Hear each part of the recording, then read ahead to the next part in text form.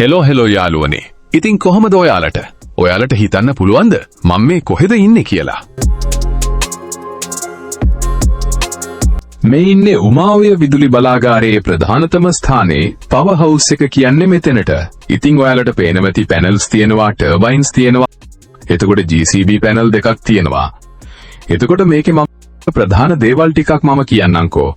මේක පිහිටලා තියෙන්නේ වැල්ලවායේ ඉඳලා ඇල්ල පැත්තට එනකොට තමයි රන්දෙනිය කියන ප්‍රදේශයේ තමයි පිහිටලා තියෙන්නේ.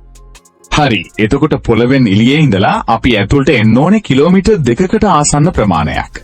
මේක ජල විදුලි බලාගාරයක්. ඉතින් මේකෙන් මෙගාවොට් 120ක් වගේ පවර් එකක් ජෙනරේට් කරනවා. මේක ඇතුලේ ලොකු වැඩක් වෙනවා වගේම ගොඩක් දේවල් තියෙනවා කතා කරන්න. අපි ඉස්සරහට කතා කරමු.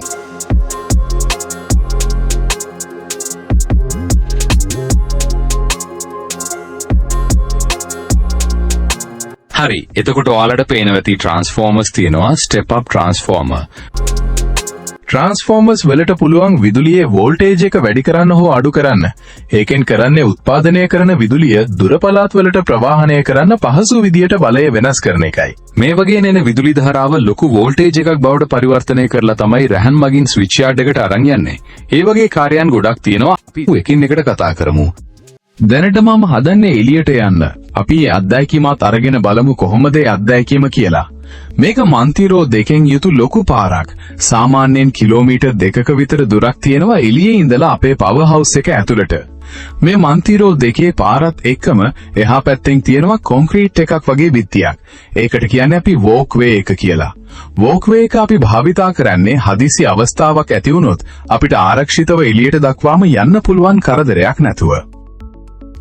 ඊට අමතරව උඩින් පේනවා ඩක් ලයින් එකක් ගිහිල්ලා තියෙනවා. ඒක තමයි බලාගාරයේ තියෙන අපරිසිදු වාතය එළියට අරන් යන්නේ ওই ඩක් ලයින් එකේ හරහා තමයි.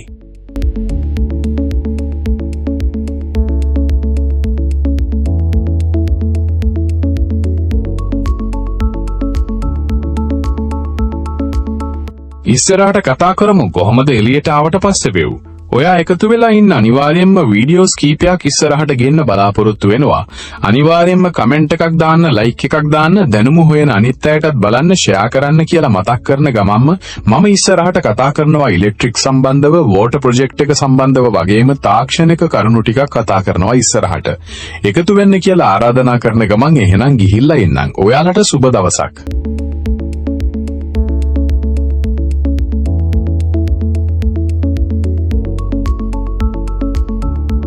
එහෙමනම් හොඳයි.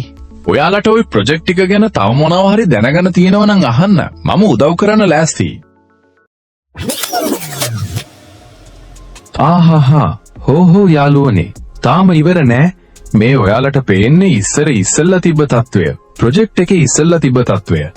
මේ වගේ වීඩියෝස් ගොඩක් ඉස්සරහට ඔයාලට බලන්න පුළුවන්.